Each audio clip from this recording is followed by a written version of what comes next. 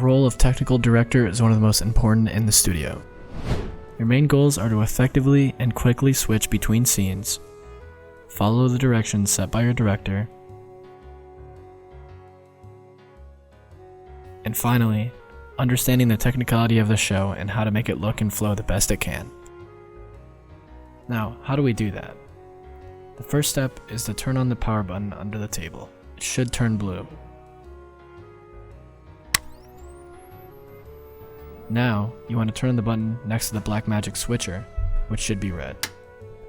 Now, you want to press the button on the far right of the control panel, and you should see all of the monitors turn on.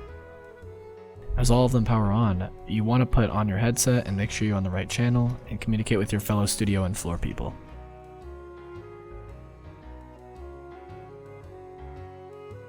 Now that the monitors and equipment is on, you want to make sure that you are familiar with your switcher buttons.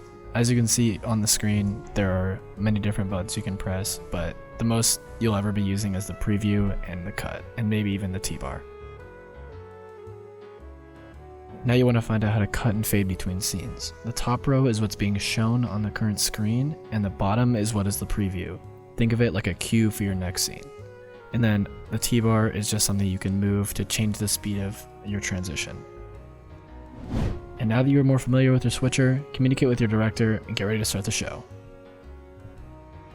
Now that you are done, you want to make sure you shut off every single thing that you turned on. First of all, start by turning off the monitors. One will be right next to the Blackmagic switcher and the other one will be on the far right of the control panel. And next, you want to make sure that you go down under the table and press that power button that should now be blue, and make sure you press it until it turns off and beeps. Lastly, you want to make sure you turn off the TVs as well.